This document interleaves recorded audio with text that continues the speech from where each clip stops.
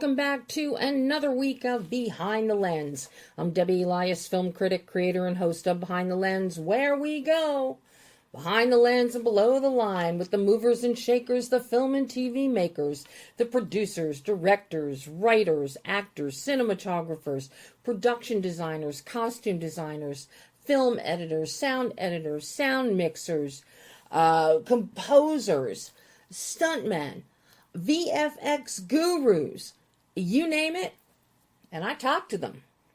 Well, we're hot into award season right now with some of the most anticipated releases just opening in theaters this past weekend. I cannot talk this morning, people. Kiss of the Spider Woman and Tron Ares, along with a release in LA and New York for After the Hunt, starring Julia Roberts and Andrew Garfield, and the horror film Black Phone 2 just opened on Friday. This coming Friday, we get Frankenstein from Guillermo del Toro, and I'm actually going to pay money to see that because it is guaranteed, with GDT behind it, it is guaranteed to be glorious and really take us into the Halloween season, as well as one of the hot contenders this award season. Now, speaking of Halloween, Behind the Lens is kicking off the season today with a terrific Making a Movie Within a Movie full of blood and hacking, madness, mayhem, and ridiculum, the WEEDHACKER Massacre. And joining me to talk about this bloody and funny gem are writer-editor Ray Spivey and actor-executive producer Allen Danziger. Recognize those names? Well, Ray's been on the live show with me before. Talking about his film that he wrote, directed, edited, Storage Locker, which if you haven't seen it, it is a really good thriller. It's a great nail biter. And as for Alan, did you ever hear of a little film called Texas Chainsaw Massacre? And a character affectionately called by fans Chainsaw Jerry? Well, that's Alan, and we've got him coming up momentarily. But first, we're going down under with writer-director KIAH ROACHE-TURNER and his World War II film Beast of War. I'll let you in on a little hint. The Beast is a bloodthirsty great white shark. I always enjoy speaking with KIAH and watching his films. So creative, so well done, so entertaining. And by the way, have you guys seen his film Sting? Spiders? If you haven't, check it out. It is fantastic. And speaking of fantastic, that's exactly what Beast of War is. And that's due in no small part. Yeah, I told you. I'm having trouble talking this morning. I don't like dental work. And that's due in no small part to KIAH's use of practical in-camera effects and an animatronic shark. No CGI here, folks. And thank goodness. You all know how particular I am when it comes to sharks and shark movies. Inspired by the real-life story of the HMS Armada, which was sunk by Japanese Zeros in World War II while crossing the Timor Sea, along with some personal World War II experiences of KIAH's own grandfather, Beast of War is the tale of a young troop of Australian soldiers who must find a way to survive the harsh seas on a quickly shrinking life raft. Made from a piece of a side of a ship that was still floating after being blown to smithereens. Hundreds of miles away from anywhere, they must confront interpersonal conflicts, enemy attacks, and the advances of one very, very large and very, very hungry great white shark. Written and directed by KIAH, the Beast of War stars Mark Cole-Smith. Get ready.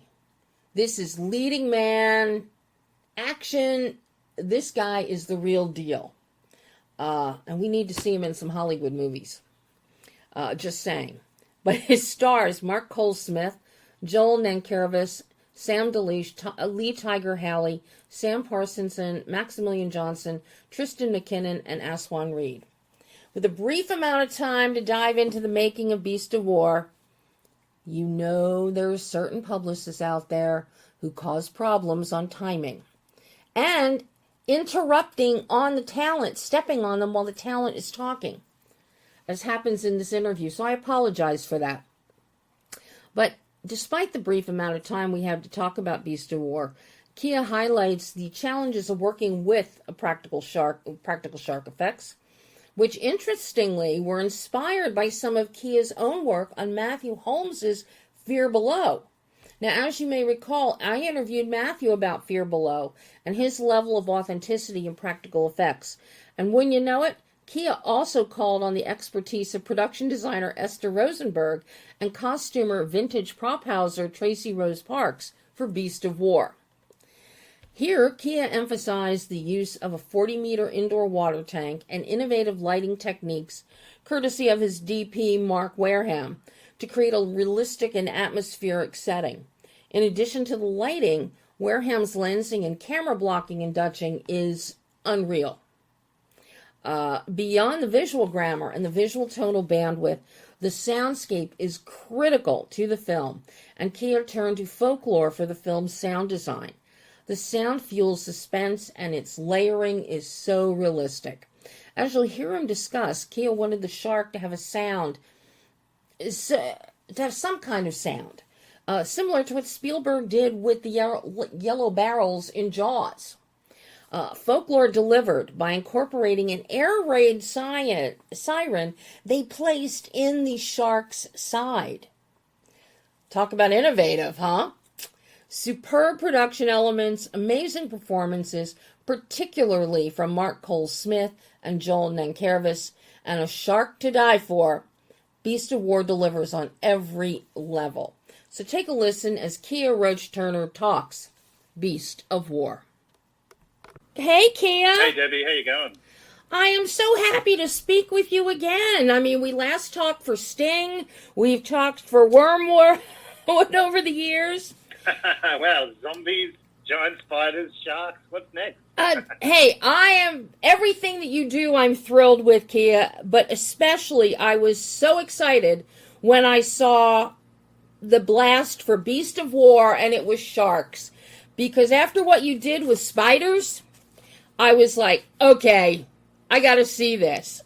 You just... Yeah, I was pretty relaxed with spiders because there's not many great giant spiders out there, and I'm really scared of them, so I knew I'd probably do something good. But I was terrified with sharks because you're always kind of creating in the shadow of Spielberg, and I was just like, oh, please don't mess this up. Don't embarrass yourself, you know what I mean? So the stakes were high on this one. And it's funny because Matthew Holmes told me something similar when I talked to him about his World War II shark piece, Fear Below. But I got to tell you, you knocked it out of the park. I am so tickled that, like Matthew, like Spielberg, you actually have a shark there. It is not CGI, because this makes... It's funny that you mentioned Matthew and Fear Below, actually, because I ended up using the same company, Formation FX, to create my shark. And I actually was helping out a little bit with some of the shark reshoots on Fear Below. So I got to sit down and watch and see how the shark worked on Matthew's film. And so I took all these notes and was able to kind of use that as a test run for my film. So I thank Matthew very much for that opportunity, you know. Aren't you the sneaky one, KIAH? Look at that. Oh, mate, you take your information wherever you can get it. And if I can sneak on a set and see how it's done, then, I'm more than happy to use that information for my own film. You know? Yeah. So your shark work is superb, including the mouth, the approaches, and this is where your DP, Mark Wareham, stunning work, because you shot this in a tank. So everything is manufactured. Granted, it's contained, so it gives you great ability when it comes to creating that fog bank, making things, hazy and not visible, but it lets Mark really hone in on ECUs in some very, very pivotal moments while bringing us... Your color on here is spectacular, KIAH.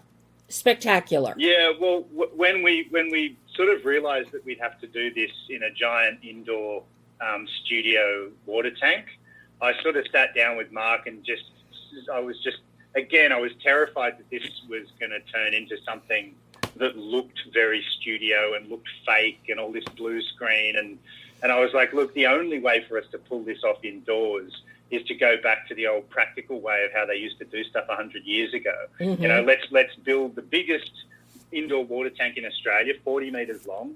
I mean, that was a whole story unto itself. But let's fill the studio with fog and, you know, just really light it up with coloured lights, you know, these dusky blues and blood red sunsets. And, you know, let's put, bioluminescent green neon lighting in the water, you know, so that at night it looks like some kind of steampunk science fiction film. And let's just go all out with the imagery and really stick to practical effects, whether it was with the shark or with the photography, so that, you know, we can just get rid of the idea of, you know, this kind of fake world that we were building.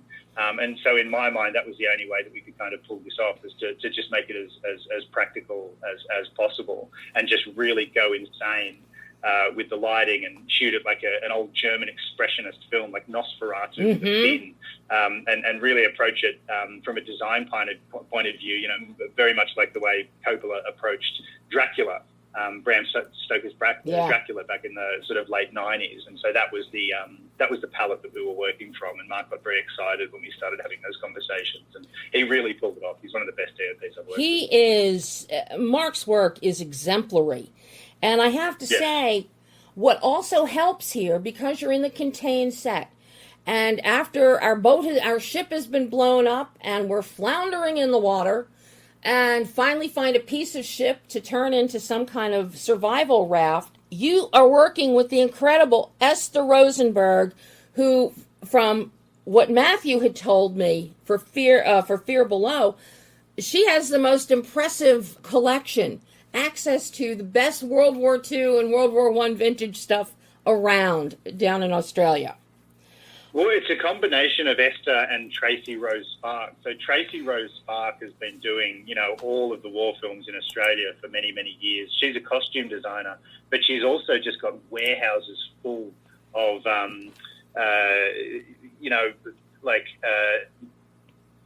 1940s era everything. So whether you want like a box or a phone or a cabinet or any kind of prop, she's kind of just got it.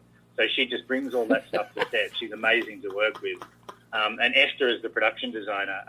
I met her when, you know, before she'd actually made a feature film. She was quite young, and I gave her her first job as production designer in the industry on Wormwood Apocalypse. Mm-hmm. It's the best move I've ever made, you know. And, she's incredibly talented. She's one of the best designers in the country. So the look of the thing, I really have to thank those two wonderful women, Esther and Tracy, because without them, the film just would be half a film, you know? Yeah, I was tickled when I saw the authenticity of the armament, of this, of that, of the ship, the apportionments in it, the equipment, the ammunition. And then when I saw it was Esther, I was like, okay, now I know. Now I know. Yeah, she's a bona fide genius. You know, you don't get to work with many of them, but she's pretty special. But, you know, a big element of this film that just really stands out for me is your sound design. The sound design here it's a company called Folklore, and oh my God, again, I've been working with them since Wormwood Apocalypse for the last 3 films. And, they add 30%, you know, and that's a lot of percent. They're geniuses. Well, I mean, we're sitting there, and even at the 19-minute mark, the ship is at sea, air raid sirens, the ship is hit. We've got Mark's great footage inside the ship, after the hit, and then outside, the underwater stuff. But then we have almost total quiet, and then suddenly an emergence to the surface. We've got sound, and it's a cacophony. Bullets from the planes, the plane engines, the sound of water, Leo grunting, yelling. Absolutely phenomenal. And you can hear each piece of the sonic world. Just amazing. Yeah, and they're great at Folklore. I'm able to sit down with them before we even make the film, because I'm like, they're all really good mates of mine. We've been working together for years, so I start to have sound meetings well before we shoot. And it was just in one of these meetings, I was like, guys, how can we have the shark make a sound? You know, like Spielberg's got those yellow barrels. We need to be able to know where the shark is. But, we're hidden in fog. It's night. You can't see the shark. The shark's underwater. Obviously you've got the fin. But, we need a way for them to be able to feel the presence of the shark. And I think one of them was like, oh, what if we lodge an air raid siren in its side? And I'm like, that is genius. And so, spoiler alert, there's this broken air raid siren that gets lodged in the side of the shark. So as the shark sort of swims through the water, this broken air raid siren screeches like some kind of howling banshee. And so from a sound and sonic perspective, we're sort of playing with the idea of the Hound of the Baskervilles and, somebody trapped on the foggy moors, and this beast is circling them and sort of howling out in the darkness, and sort of, so we were able to play with some of those gothic elements with our shark, and that's all just sound design stuff. Yeah, it's just impeccable. But then we have to look at the story itself and your impeccable casting.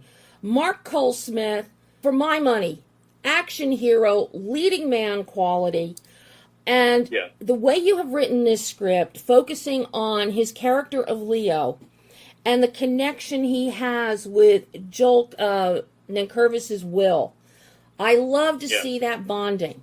But then, you really mix things up when you throw in the character of Des Kelly. And Sam does an amazing job being a total jackass.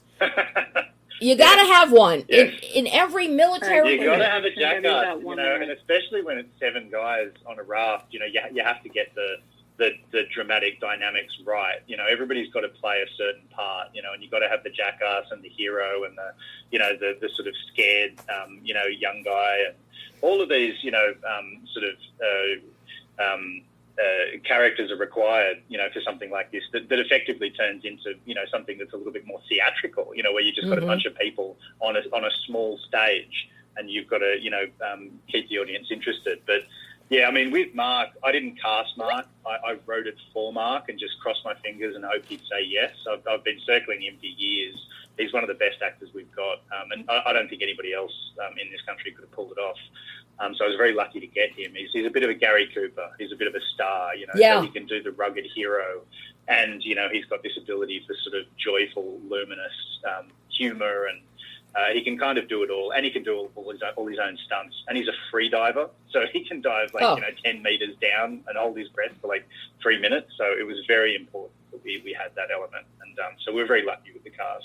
Everybody worked out very well. Well, I know they've just given me the 1 minute mark here, so I have to ask you about the significance of this story, because it was inspired by a real story that happened, and how you took that inspiration to develop something with this kind of brotherhood and camaraderie, and then bring in your visuals to really focus on the intensity of the situation.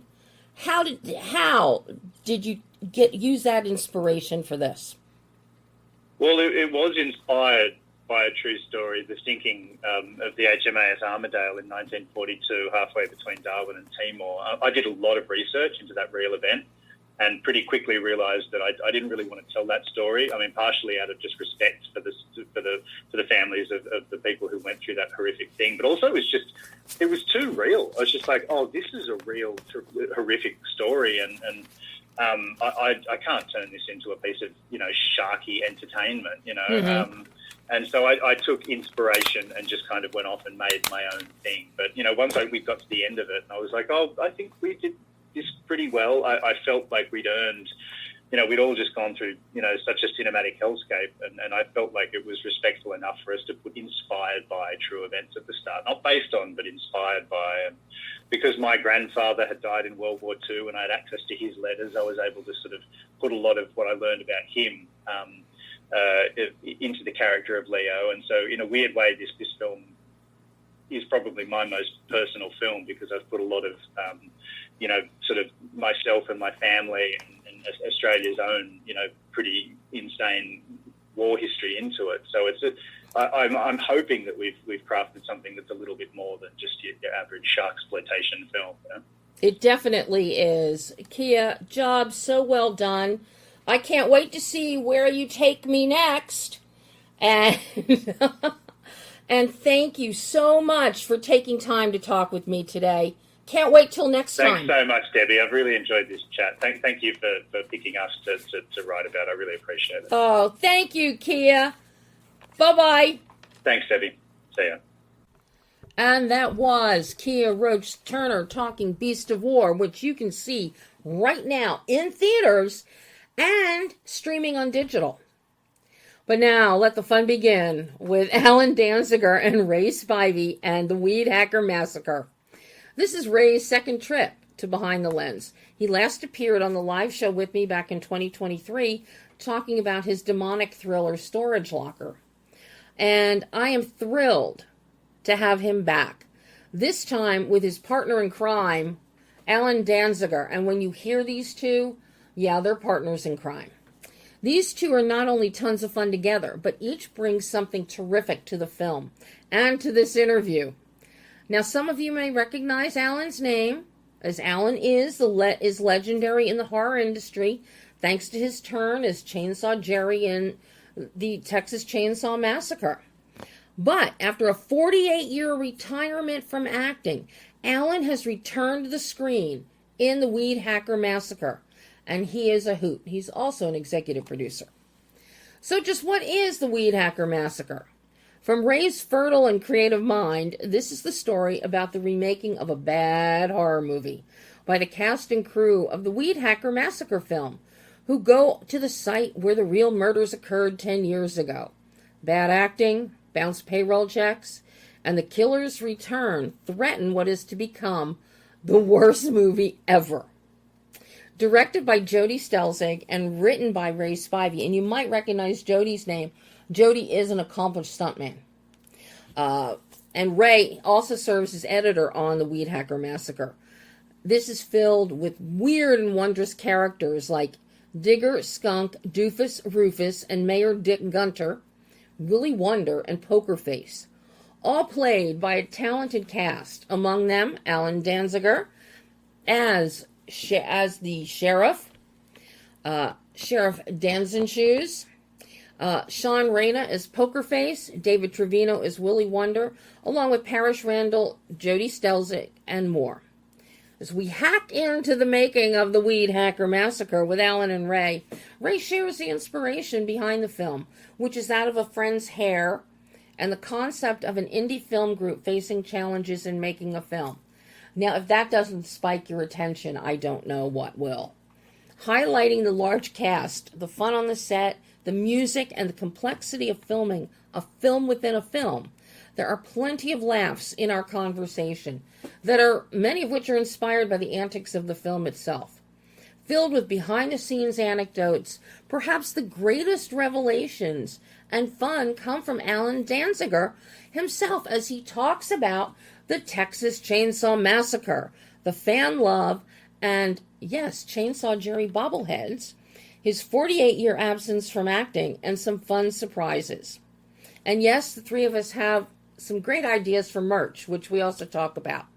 And I do have to give a big shout out to Allen, who sent me a Chainsaw Jerry bobblehead after our interview. It is fantastic, along with an official WEEDHACKER Massacre coffee mug. So I got merch. I'm happy. I'm beyond happy. So take a listen as Allen Danziger and Ray Spivey talk about the WEEDHACKER Massacre with some Texas Chainsaw Massacre fun thrown in for good measure. I am so tickled to talk to both of you today about WEEDHACKER Massacre. I will be brutally honest with you. I laughed my ass off, beginning to end. Laughed my ass off. That's music to my ears for sure. Well, I'm glad that it is, Allen. Where did the idea for this ridiculum start? Ray, I'm really wondering what's swirling around in that brain of yours. So does my wife. Basically, Allen, when he was in the Chainsaw Massacre and about that age, he had this amazing head of hair. And we've been friends for about 5 years and been talking about it. And the idea is, what if that hair were impenetrable? And we kind of came up with some goofy ideas. And then as we started talking about it, we said, yeah, what would happen if a really bad indie film group went to the same site where murders happened 10 years ago, and they were running out of money, but they, were running out of actors too. They kept disappearing for some reason.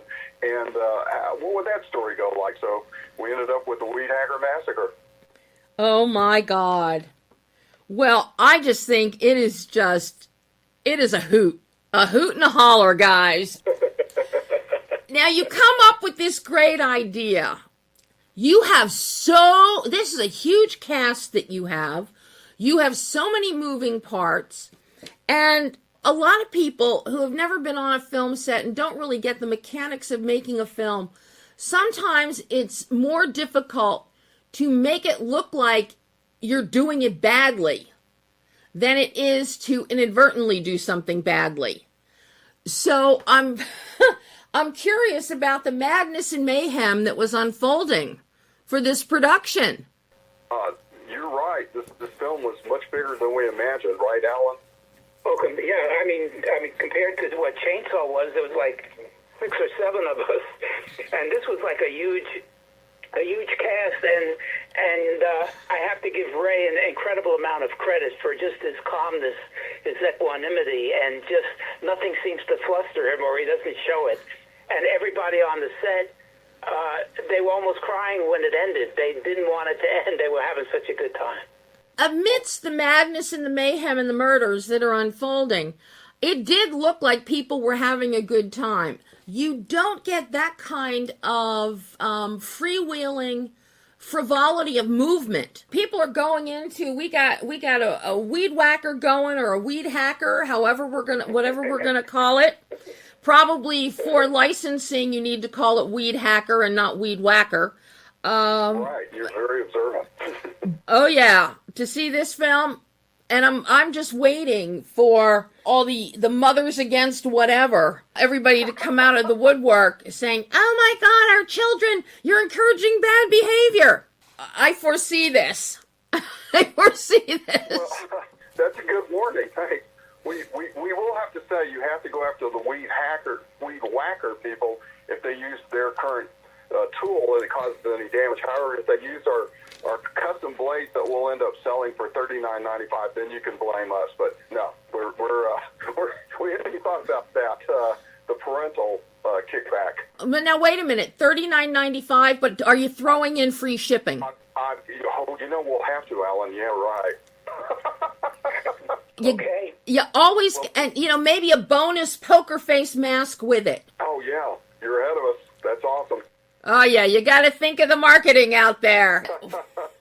Now, you get this great idea, this hilarious idea. You start lining up now, I got to ask you first, Ray, writing this, the character names that you have come up with. We have Doofus Gunter, Rufus Gunter. I love your character, Alan. Sheriff Dancing Shoes. We've got Digger Gunter, Skunk Gunter, Mayor Dick Gunter, Aunt Jackie Gunter. And then we get Poker Face, Willie Wonder, the cinematographer Freddie, which is just hilarious. Out of all of this, we've got, cinematographer Freddie. And of course, DJ the producer. How did you come up with these names? It was tough. Now, Alan came up with Poker Face and his own character's name. Alan, you want to tell her about how you came up with the sheriff's name? Yeah, well, the dancing shoes comes from a friend that I had when I was in graduate school here at UT. His name was Ralph McElroy, and he had trouble pronouncing Danziger. So when we would come together, he would say, "Oh, here comes Mr. Dancing Shoes." Oh my God! That just kind of, I got a kick out of that, and unfortunately, he passed away, and there's like an homage to Ralph. He was a wonderful guy. And he spoke Russian, and my dad was from Russia, and so I just have great feelings for him because he spoke fluent Russian to my dad when my dad visited me while I was in graduate school here in Austin. Oh my God! And I was running out of names for Gunters, and I had like penned a name of one Gunter, the Blazer Gunter, And so we go out to Lockhart, Texas, way out in the country, and we're going to, it's like location scouting, and we run into the guy that runs the farm for the folks that own it. And he's got like that long mountain beard and great blue eyes and everything. And honest to God, his name was Blaze. And I said, "Oh my God, you want to be in the movie?" And he was.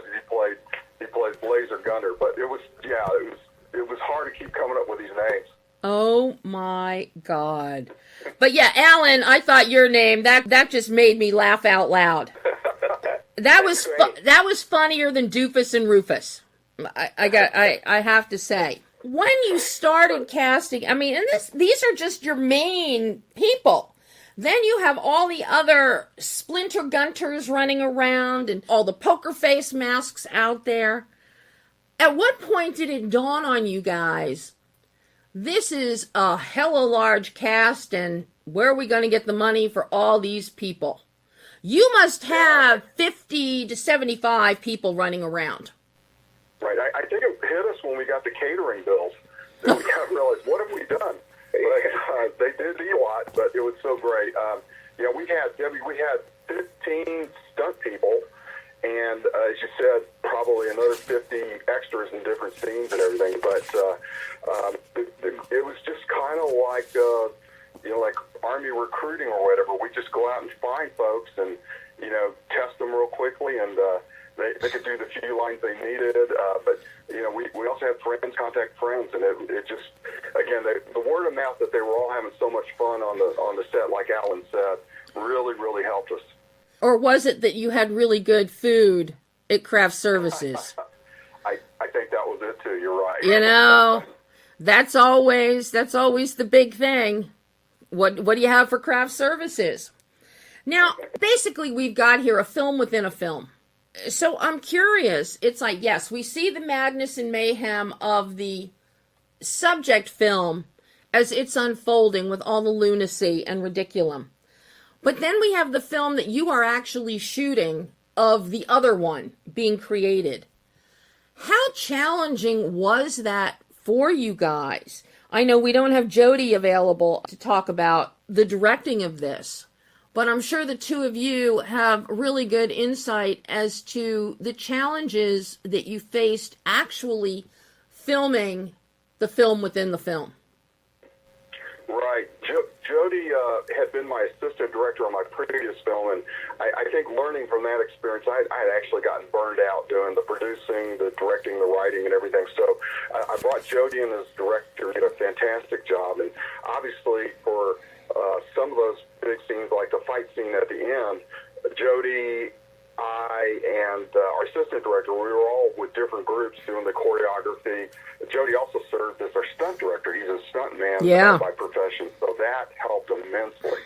But overall, just the cast was so good, and some of these folks are not actors, and we still can't believe what a great job they did. Like Freddie, the DP, he had done a small film for me before, but this his name's Wally Ingram. This was his first, big speaking role, and we just crack up every time we watch him. He's so deadpan. We're just odd that you like the film so much. So I just think it's spectacular. How much equipment, logistically, because you got a lot of night shoots here. So how big was the actual crew complement with cameras and with lighting, especially for so much of this at night? We shot with one camera as our main camera. The lighting crew, basically, I want to say we had a gaffer and 3 super professional assistants, and then we had about 3 or 4 production assistants at various times. And so, but they were constantly working themselves to death. They did a fantastic job. Our gaffer is Mike Gonzalez, who's a very good old pro here in Austin. Wow. Now, the big question for me is for Allen. You retired from acting for 48 years, and a couple years ago, you decided to come back. What made you want to act in the WEEDHACKER Massacre? Good question. I don't have a good answer for it, but I met Ray a few years ago, and he said, Alan, and he wrote a part for me in the movie that he did called Storage Locker, and he asked if I would do it, and I said okay, and it was something, and I think at the end of it I got a standing ovation, and I think maybe that they were just happy I could get through it. But anyway, that was my first. My first coming back to it. And then a few years ago, I got called to do the voiceover for an homage for John Larroquette, who does the voiceover in the original Texas Chainsaw Massacre, and I did the voiceover for Cannibal Comedian. So I had that going, and then when WEEDHACKER came about, and Ray said, Alan, I'd like you to be a hero in this one. You get to knock somebody out. I said, I'm your man. And they were just terrific. They worked with me because, when you're older, it's not that easy memorizing lines. And they were just very, very supportive. And as a result, I had a great time. And the cast, I think, had a great time meeting me and listening to some of my stories. So it all worked out. Well, I'm sure that they loved meeting you, Alan, because if they're doing a film like WEEDHACKER Massacre, they obviously know the genre. And if they haven't seen Texas Chainsaw Massacre, they are woefully deficient in their cinematic experiences. Debbie, the thing that wherever I go on planes or whatever, whoever I meet, once they find out who I am, a smile comes on their face. Most of them have seen it. If they haven't seen it, they know about it. I have yet to meet somebody that has never heard of the Texas Chainsaw Massacre. Wow. That has to it has to give you a good feeling after all these years since the film was made. Oh no, it's a great feeling. I mean that you can bring, joy, especially in the world today, man. We need some smiles, we need some laughs, and we need to be more into a healing modality. So yeah, it gives me great pleasure. Well, you're getting kids very, very young coming up to you with pure hero worship. Yeah, I mean, I'm getting kids as young as 6 and 7 or 8 that have seen this movie, and I've said this. My son, when this movie came out in '74, I just took Jason, who was like 5, 6, just to see his dad in the coming attractions. That's 50 years ago, Debbie. He's still in weekly therapy.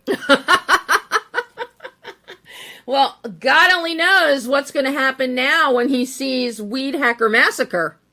I know. I'm in trouble. Now, something that I have to commend you on, Ray, with this story, there actually is some really sweet kernels that this is based upon. We've got Willy Wonder, who is actually quite a sweet character, and even Poker Face has some really decent tendencies, albeit he likes weed hacking. But, how important was that to you? You could have just gone throw even more caution to the wind and gone huckledybuck into insanity. But you do ground this. We've got Willie, he's got a torch for candy, and they're really sweet. I love the line where he says, oh, my girlfriend. She goes, no, I wasn't, but now I am. Stuff like that. It's just like, oh, and to see it in a film like this. So I'm curious for you in writing this. How important was it to have some of those really nice moments and that grounding? It was real important because we really wanted to pay homage to all the various types of movies that are out there, but to make it a comedy, and so we didn't really want it to be flash. And so it was real important that the audience really likes the characters, and of course it helped when we cast and some of this, I think I'd written the part for Willy Wonder for David Trevino because David had been in my last movie, and just knowing what David's like and everything, of course, gives you a great leg up. And Molly Sakonchek was in my last movie too. She played a little bit part, but wowed us so much. I had to keep asking her, "You sure you didn't act in college or high school?" And she said no. But the chemistry that the various groups within the movie had just helped us so much in developing these characters. And we have to give a huge shout out to Sean Reyna, who plays Poker Face. Mm-hmm. This is his very first movie, and he was telling us the other day how he felt so powerful with the mask and the weed hacker, and Sean's like 6'5", 290 pounds, and when he walked on the set, I mean, it was frightening. In fact, some of our student interns who were on set kind of like, backed up a few steps. But Sean's actually, like he says, he's a gentle giant, and that kind of helped picturing that in Sean to help write the part. So the actors, everybody played a really good part, and we played up Allen coming from New York and being coming to Texas and maybe a sheriff not being truly loved. Oh, come on. Who couldn't love this sheriff? Please. That's right. Given the nature of this film, was the script adhered to pretty much as you wrote it, or was there a lot of improvisation happening out there? I have to say it was very close to the script. We did change the beginning quite a bit because we felt we needed to give the viewers more clues as to what was happening. So that's why Allen makes the kind of documentary style appearance at the beginning of the film. And we kind of felt that really helped. And then once we kind of plugged in Britton Buchanan's music, I'll let Allen talk about Britton, that the song, The Ballad of WEEDHACKER Willie, really fits in that intro. Allen, you want to tell us about Britton? Britton is just an incredible young guy. He was actually runner-up on The Voice about 6-7 years ago when he was only 18, Debbie. Oh, wow. And he's a huge horror fan, and he got in touch with me and asked if I would do a podcast with him. And I said, yeah, and he just got all my humor and whatnot, and as a result of the podcast, he loved Chainsaw. We became good friends, and then as the movie developed, I asked him if he wouldn't mind writing a couple of tunes, and he actually took a song that he'd written about me called The Ballad of Chainsaw Jerry and just changed the words, made it even better, and that became the Ballad of WEEDHACKER Willie. And then there's another song that's like called Hammer to the Head. These are great songs, and it just adds to the ambiance of the whole make and look and sound of the movie, Debbie. Well, I have to tell you, I watched this film yesterday afternoon. I could not get the WEEDHACKER Willie song out of my head for the rest of the night. I love you, Debbie. I got to meet you in person at some point. That is it is so catchy. If you listen to the lyrics, it is so funny. But that was, true. It was... And a lot of it is based on truth. It's based on my life. It's true. So how handy are you with a weed hacker, Allen? Well, I do some gardening around here, but I'm not that handy. Not that handy. That song, I'm from the Bronx. Yeah, well, I'm from suburban Philly, so yeah, I get it. But yeah, that song is just so catchy, and the music in the film overall it suits it. It works well. Well, thanks. We fortunately had a library of other music to do.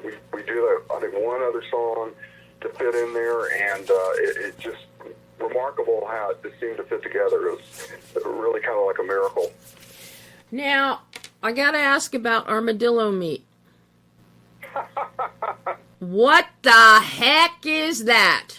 First of all, for our kids out there, you don't ever eat it. As somebody pointed out to me after they were reading the script, that you can get leprosy from armadillo meat. So I had to change that in the script that whatever the manufacturer was of this jerky was disease-free. It's fiction, kids, so remember that. But Allen had the idea about them living out in the woods eating armadillo meat in a van by the river. And we got that actual armadillo there off of eBay. Somebody had taken the armadillo, taxidermied it, and made it into a purse. Oh, my God. I know. It was so crazy. It had to be in the movie. A side thing, actually, I have, when I go to conventions, I have my own beef jerky. It's called Chainsaw Jerry's Killer Beef Jerky. And on the blade, it says, "We were the meats." Oh. Why does that not surprise me, Allen? It's a dare. I know. I knew it wouldn't surprise you. I am not surprised at all by that revelation.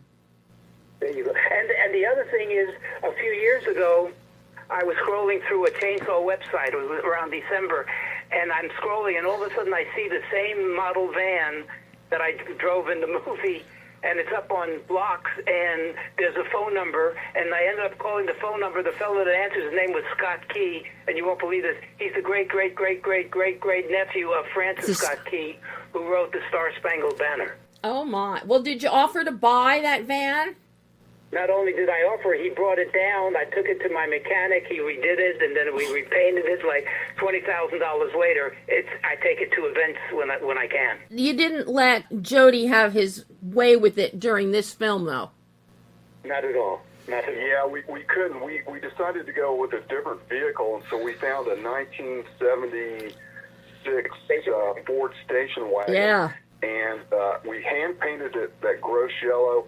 And that is actual fake wallpaper wood paneling on the side of it. But every clunk and gas you hear that engine in the movie is real.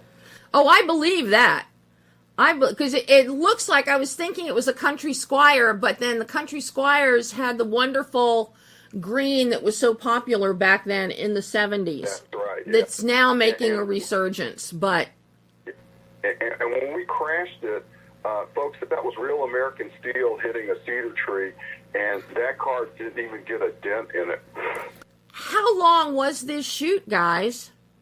And how long was it for you, Ray, from the time you started at putting pen to paper or fingers to the typewriter keys? Yeah, it might have been 2 years in total development, and our original schedule was 22 days. We had some rain out days, which kind of set us back. That last fight scene, we were shooting the last night at 2 in the morning, and the cast and crew were really upset and finally had to call it. But then I think we did about 2.5 more pickup days later just to film some things that we couldn't get to. But so overall, it's kind of like your typical indie. You want to try to nail this in about 18 days, but it naturally will go a few more days after that. Of course, of course. Now, do you guys know how long was the editing process on this one? Oh, I did the editing, and I think it took me about 3 months and plus. You know, I broke away from it for a while and came back to it. But there were parts of the movie that were so easy to edit, like when the station wagon pulls up to the music festival, and I plugged in Britain's song "WEEDHACKER Willie," and I couldn't believe it. I dropped the song, and it was perfect. It described the action perfectly. And so, again, salute to Britton Buchanan for that great song. But see, that's nice when it works out that way. It makes your life a little bit easier.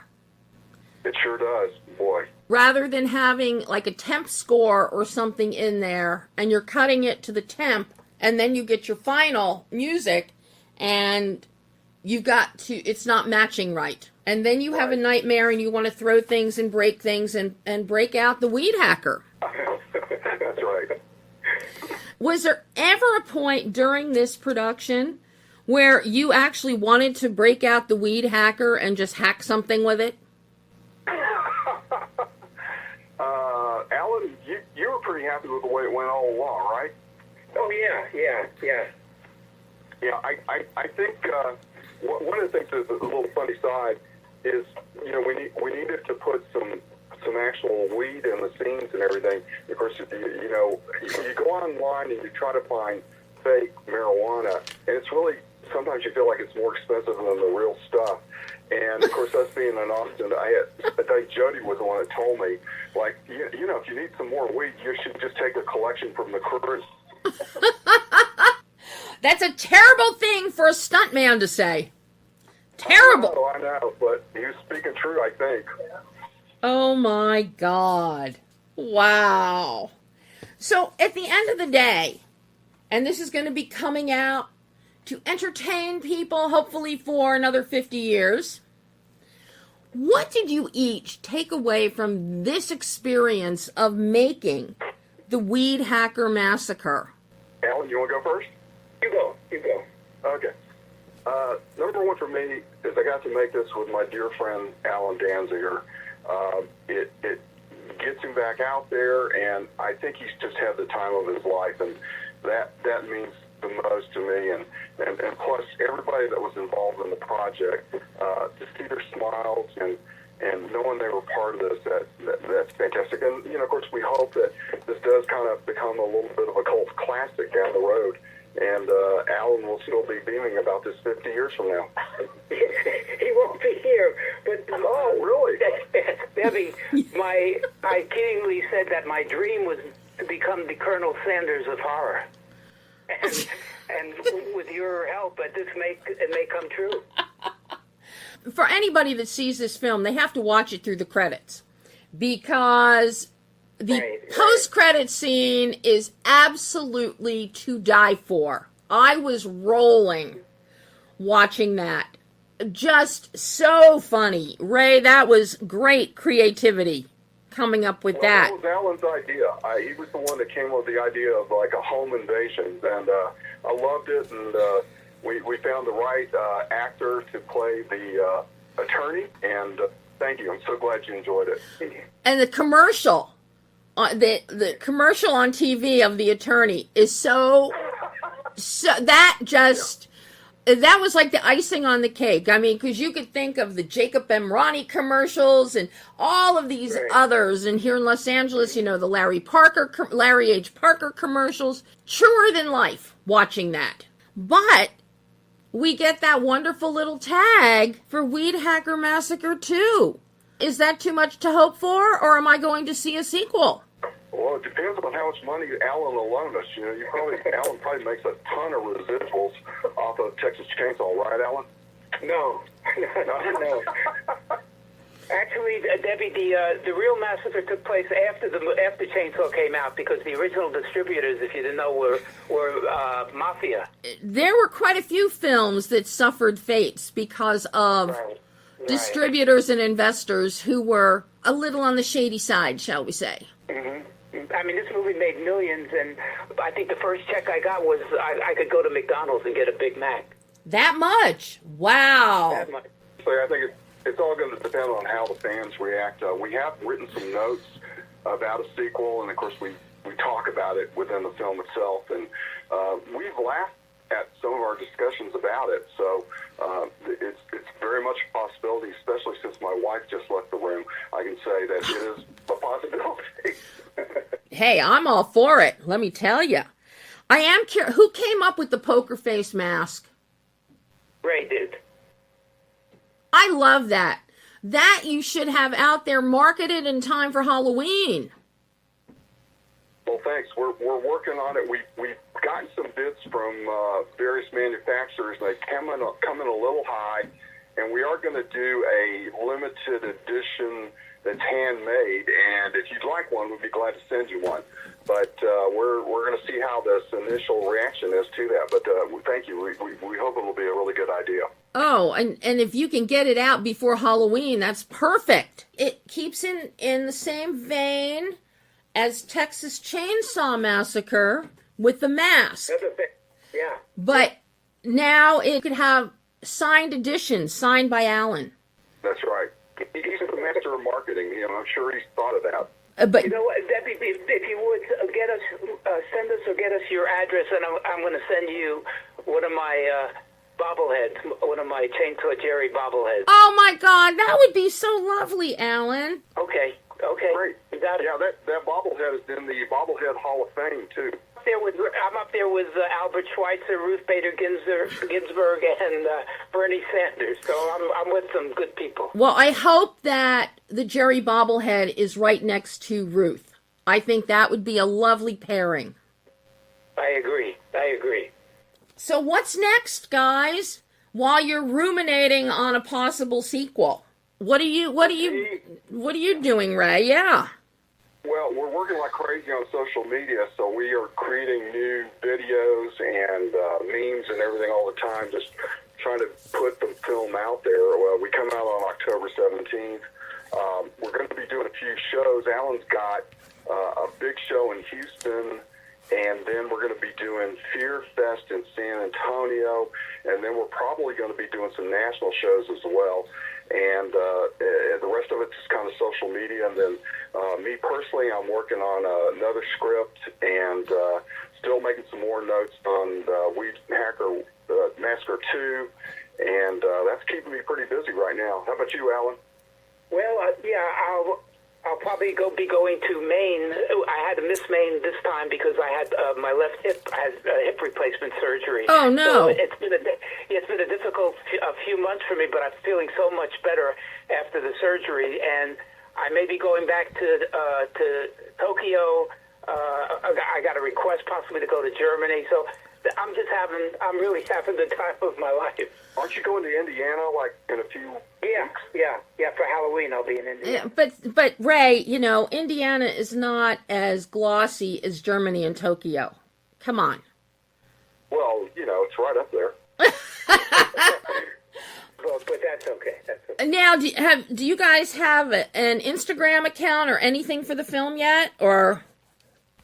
Yeah, we're on all three majors, including YouTube as well, but Instagram, Facebook, TikTok, and we are having fans see our goofy stuff every day. Usually the tag is WEEDHACKER movie.